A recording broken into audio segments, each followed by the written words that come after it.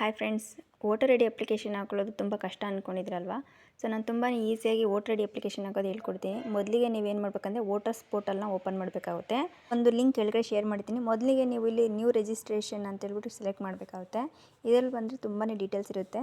ಇಲ್ಲಿ ಬಂದ್ಬಿಟ್ಟು ಮೊದಲನೇದು ನಿಮ್ಮ ಒಂದು ಸ್ಟೇಟು, ನಂತರ ಬಂದ್ಬಿಟ್ಟು ನಿಮ್ಮ ಒಂದು ಡಿಸ್ಟಿಕ್ನ ಸೆಲೆಕ್ಟ್ ಮಾಡ್ಕೊಳ್ಬೇಕಾಗುತ್ತೆ.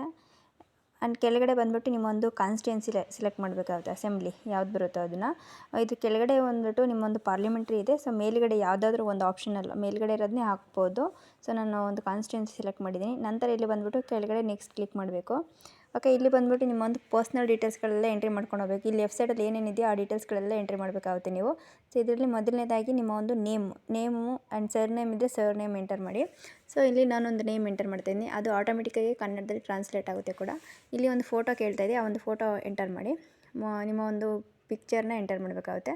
ಸೊ ನಾನು ಆ ಒಂದು ಪಿಕ್ಚರ್ನಲ್ಲಿ ಅಪ್ಲೋಡ್ ಮಾಡ್ತಾಯಿದ್ದೀನಿ. ಪಿಕ್ಚರ್ ಅಪ್ಲೋಡ್ ಮಾಡಿದ ನಂತರ ಏನಾಗುತ್ತೆ ಅಂತಂದರೆ ಕೆಳಗಡೆ ಮತ್ತೆ ನೀವು ನೆಕ್ಸ್ಟ್ನ ಕ್ಲಿಕ್ ಮಾಡಬೇಕಾಗುತ್ತೆ. ನೋಡಿ, ಇಲ್ಲಿ ಸೇವ್ ಕೊಡಿ. ಇದು ಸೇವ್ ಕೊಟ್ಟರೆ ಆ ಒಂದು picture human face detected successfully ಅಂತ ಬಂತು. ಓಕೆ, ನೆಕ್ಸ್ಟ್ ಬಂದ್ಬಿಟ್ಟು ನೆಕ್ಸ್ಟ್ ಕೊಡಿ. ಅಲ್ಲಿ ನೆಕ್ಸ್ಟ್ ಕ್ಲಿಕ್ ಮಾಡಿದ್ರೆ ಇಲ್ಲಿ ಒಂದು ನಿಮ್ಮ ಒಂದು ಯಾರ್ದಾರು ರಿಲೇಟಿವ್ಸ್ನ name like father, mother, wife, husband ಯಾರ್ದಾದ್ರು ಹಾಕ್ಬೋದು. ನಾನಿಲ್ಲಿ ಒಂದು ಫಾದರ್ ನೇಮ್ನ ಎಂಟರ್ ಮಾಡ್ತಾಯಿದ್ದೀನಿ.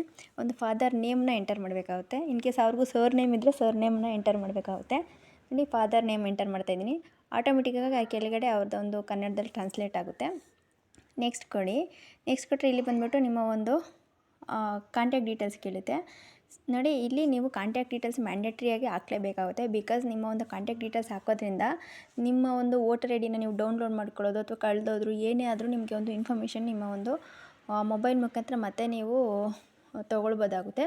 ಸೊ ಹಾಗಾಗಿ ಈ ಒಂದು ಆಧಾರ್ ಕಾರ್ಡ್ಗೆ ಲಿಂಕ್ ಆಗಿರೋ ನಂಬರ್ ಆದರೂ ಹಾಕಿ ಅಥವಾ ನಿಮ್ಮ ಒಂದು ಮೊಬೈಲ್ನ ಹಾಕಿ ಇಲ್ಲಿ OTP ಸೆಂಡ್ ಮಾಡಬೇಕಾಗುತ್ತೆ. ಇದು ಒಂದು OTP ಬರುತ್ತೆ. ಈ ಒಂದು OTP ಮ್ಯಾಂಡೇಟ್ರಿ. ನೀವು OTP ಹಾಕಿ ಒಂದು ಮಾಡೋದ್ರಿಂದ ನಿಮಗೆ ನಿಮ್ಮ ಒಂದು ವೋಟರ್ ಐ ಡಿ ಸೇಫ್ ಆಗಿರುತ್ತೆ. ಅದರಿಂದ ನೀವು ಕಂಪಲ್ಸರಿ ವೋಟರ್ ಐ ಡಿಗೆ ಮೊಬೈಲ್ ನಂಬರ್ನ ಲಿಂಕ್ ಮಾಡಿ. ನೋಡಿ, ಇಲ್ಲಿ ನಂತರ ವೆರಿಫೈ ಮಾಡ್ತಾಯಿದ್ದೀನಿ. ಅದಾದಮೇಲೆ ನಿಮ್ಮ ಒಂದು ಮೇಲ್ ಐ ಡಿ ಕೂಡ ಹಾಕ್ಬೋದು. ಇದು ಮ್ಯಾಂಡೇಟ್ರಿ ಏನಿಲ್ಲ, ಬಟ್ ಹಾಕೋದ್ರಿಂದ ಸೇಮ್ ಮಿಸ್ ಆದರೆ ನಿಮಗೆ ಯೂಸ್ ಆಗುತ್ತೆ. ನೆಕ್ಸ್ಟ್ ಕೊಡಿ. ನೆಕ್ಸ್ಟ್ ಕೊಟ್ಟರೆ ಇಲ್ಲಿ ಬಂದ್ಬಿಟ್ಟು ನಿಮ್ಮೊಂದು ಆಧಾರ್ ಡೀಟೇಲ್ಸ್ನ ಕೇಳ್ತದೆ. ಇಲ್ಲಿ ಬಂದ್ಬಿಟ್ಟು ನಿಮ್ಮ ಒಂದು ಆಧಾರ್ ನಂಬರ್ ಏನಿದೆ ಇದನ್ನು ಹಾಕಬೇಕಾಗುತ್ತೆ. ಆಧಾರ್ ಕಾರ್ಡ್ ಇಲ್ಲ ಅಂತ ಅಂದರೂ ಕೂಡ ಇಲ್ಲ ಅಂತ ಹಾಕ್ಬೋದು. ಬಟ್ ಆಧಾರ್ ಕಾರ್ಡ್ನ ಒಂದೇ ಸಲ ಲಿಂಕ್ ಮಾಡ್ಬೋದಾಗುತ್ತೆ. ಸೊ ಹಂಗಾಗಿ ಆಧಾರ್ ಕಾರ್ಡ್ನ ಹಾಕಿ ಮಾಡೋದ್ರಿಂದ ಬೆಸ್ಟ್. ಮತ್ತೆ ಆಧಾರ್ ಲಿಂಕಿಂಗು ಈ ಥರ ಎಲ್ಲ ಕೆಲಸಗಳೆಲ್ಲ ಕಡಿಮೆ ಇರ್ತದೆ. ಓಕೆ, ಆಧಾರ್ ನಂಬರ್ ಹಾಕಿ ಮತ್ತೆ ಇಲ್ಲಿ ನೆಕ್ಸ್ಟ್ ಕೊಡ್ಕೊಂಡು ಹೋಗಬೇಕು. ಇಲ್ಲಿ ಬಂದ್ಬಿಟ್ಟು ನಿಮ್ಮ ಒಂದು ಜೆಂಡರ್ ಕೇಳುತ್ತೆ. ಓಕೆ, ಜೆಂಡರ್ ಸೆಲೆಕ್ಷನ್ ಆದಮೇಲೆ ನೆಕ್ಸ್ಟ್ ಕೊಡಿ.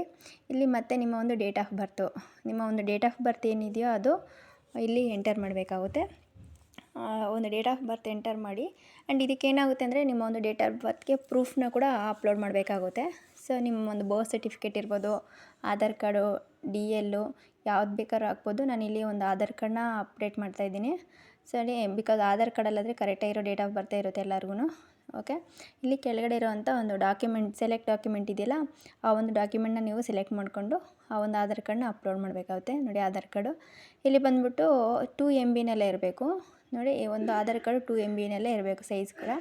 ಓಕೆ, ನಾನು ಆಧಾರ್ ಕಾರ್ಡ್ನ ಅಪ್ಲೋಡ್ ಮಾಡಾಯಿತು.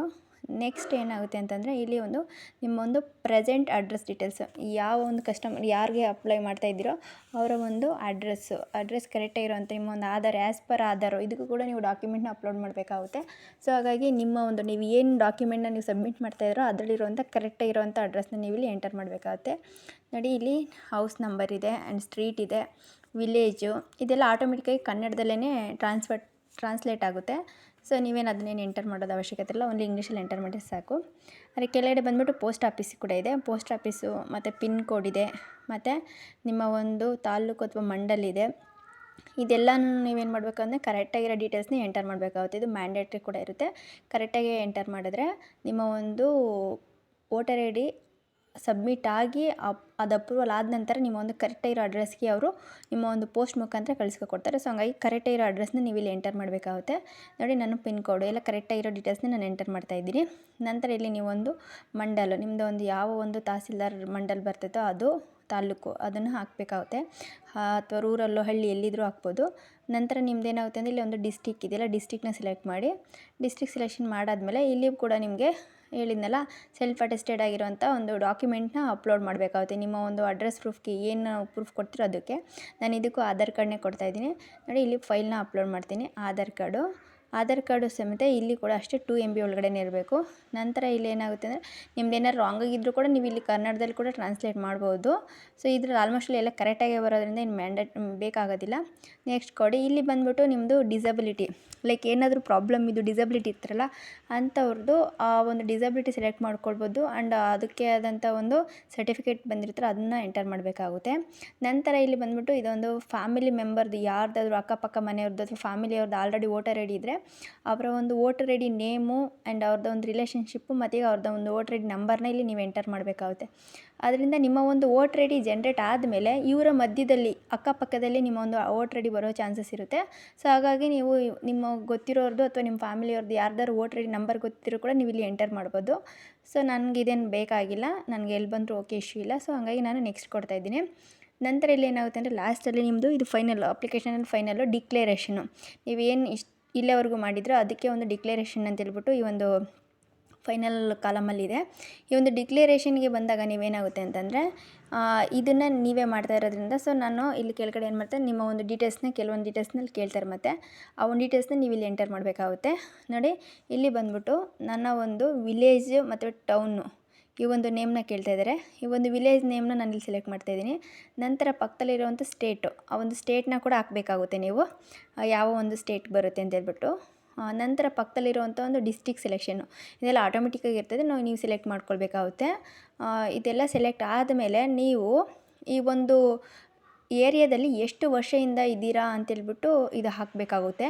ಸೊ ಇದು ಬಿಕಾಸ್ ಕೆಲವರು ಈ ವೆರಿಫಿಕೇಷನ್ ಕೂಡ ಇರುತ್ತೆ, ಇದು ಮನೆ ಹತ್ರ ಬಂದು ಆ ಟೈಮಲ್ಲಿ ನಿಮ್ಗೆ ಏನಾಗುತ್ತೆ ಅಂದರೆ ನೀವು ಹೇಳಬೇಕಾಗುತ್ತೆ. ಅಕ್ಕಪಕ್ಕದವ್ರನ್ನ ವಿಚಾರಿಸಿದಾಗ ಅವರು ನೀವು ಎಷ್ಟು ವರ್ಷದಿಂದ ಈ ಒಂದು ಏರಿಯಾದಲ್ಲಿ ಇದ್ದೀರಾ ಅಂತ ಕೇಳಿದಾಗ ನೀವು ಹೇಳಬೇಕಾಗುತ್ತೆ. ಸೊ ನಾನು ಒಂದು 4 ಇಯರ್ಸಿಂದ ಇಲ್ಲಿರೋದ್ರಿಂದ ನಾನು ಆ ಒಂದು ಅಡ್ರೆಸ್ಸಲ್ಲಿ ಅಥವಾ ಆ ಒಂದು ಡೇಟ್ನ ಅಲ್ಲಿ ಎಂಟರ್ ಮಾಡ್ತಾಯಿದ್ದೀನಿ.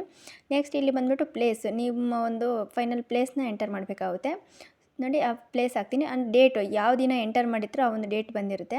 ನಿಮ್ಗೇನಾದ್ರು ಚೇಂಜಸ್ ಇದ್ದರೂ ಕೂಡ ನೀವು ಇಲ್ಲಿ ಮೇಲೆ ಹೋಗಿ ಕೂಡ ಚೆಕ್ ಮಾಡ್ಕೋಬೋದಾಗುತ್ತೆ.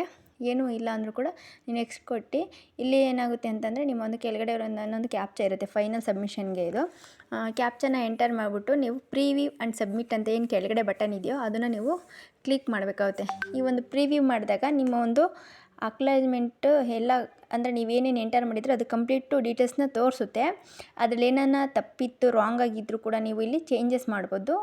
ಒನ್ ಟೈಮ್ ನೀವು ಇಲ್ಲಿ ಚೆಕ್ ಕೂಡ ಮಾಡ್ಬೋದು, ಎಲ್ಲ ಕರೆಕ್ಟಾಗಿದೆಯಾ ಇಲ್ವಾ ಅಂತ ಹೇಳ್ಬಿಟ್ಟು. ಇನ್ ಕೇಸ್ ಏನಾದ್ರು ಮಿಸ್ಟೇಕ್ ಇದ್ದರೂ ಕೂಡ ನೀವು ಇಲ್ಲಿ ಚೆಕ್ ಮಾಡಿಕೊಂಡು ನೀವು ಈ ಒಂದು ನೋಡ್ಬೋದು. ಇದು ಕೂಡ ಫೈನಲಲ್ಲಿ ನಿಮ್ಮ ಒಂದು ಅಕ್ನಾಲೇಜ್ಮೆಂಟ್ ಬರೋದಕ್ಕೆ ಮೊದಲು ನಿಮಗೆ ಏನಾನ ಚೇಂಜಸ್ ಇದೆ ಅಂತ ಚೆಕ್ ಮಾಡಿ ಕೂಡ ತೋರಿಸುತ್ತೆ. ಸೊ ಕರೆಕ್ಟಾಗಿದೆ, ನಾನು ಸಬ್ಮಿಟ್ ಮಾಡ್ತಾಯಿದ್ದೀನಿ. Are you sure you want to submit this form ಅಂತ ಕೇಳುತ್ತೆ, ಎಸ್ ಅಂತ ಕೊಡ್ತಾಯಿದ್ದೀನಿ.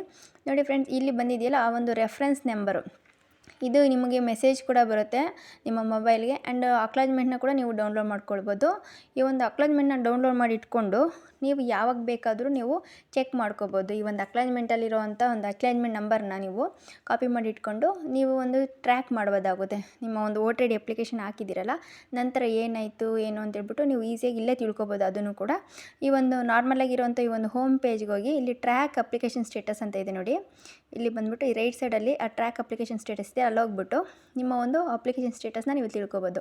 ಆ ಬಂದಿರುವಂಥ ಒಂದು ರೆಫರೆನ್ಸ್ ನಂಬರ್ ಹಾಕಿ ನಿಮ್ಮ ಒಂದು ಸ್ಟೇಟ್ನ ಸೆಲೆಕ್ಟ್ ಮಾಡಿಕೊಂಡು ಸಬ್ಮಿಟ್ ಮಾಡಿದ್ರೆ ನೋಡಿ ಈ ಒಂದು ಅಪ್ಲಿಕೇಶನ್ ಏನಾಗಿದೆ ಅಂದರೆ ಸಬ್ಮಿಟೆಡ್ ಅಂತ ಬಂದಿದೆ ನೋಡಿ. ನಿಮ್ಮ ಅಪ್ಲಿಕೇಶನ್ ಸಬ್ಮಿಟ್ ಆಗಿದೆ. ನಂತರ ಈ ಒಂದು ನಿಮ್ಮ ಕಾನ್ಸ್ಟಿಟ್ಯೂನ್ಸಿಯಿಂದ ನಿಮ್ಗೆ ಇದೊಂದು ವೆರಿಫಿಕೇಷನ್ ಇರುತ್ತೆ, ಮನೆ ಹತ್ರ ಬಂದು ವೆರಿಫಿಕೇಷನ್ ಮಾಡಿ ನಿಮ್ಮದೆಲ್ಲ ಕರೆಕ್ಟಾಗಿತ್ತು ಡೀಟೇಲ್ಸು ಅಂತ ಹೇಳಿದ್ರೆ ನಿಮಗೆ ಆ ಒಂದು ವೋಟರ್ ಐ ಡಿನ ಇಶ್ಯೂ ಮಾಡ್ತಾರೆ. ಇಷ್ಟೇ ಫ್ರೆಂಡ್ಸ್, ತುಂಬಾ ಈಸಿಯಾಗಿ ನೀವೇ ಮನೆಯಲ್ಲಿ ಕೂತ್ಕೊಂಡು ವೋಟರ್ ಐ ಡಿ ಅಪ್ಲಿಕೇಶನ್ ಹಾಕೋಬೋದು. ಇಷ್ಟ ಆಗಿದೆ ಅನ್ಕೋತೀನಿ, ಲೈಕ್ ಮಾಡಿ, ಸಬ್ಸ್ಕ್ರೈಬ್ ಮಾಡಿ. Thank you friends.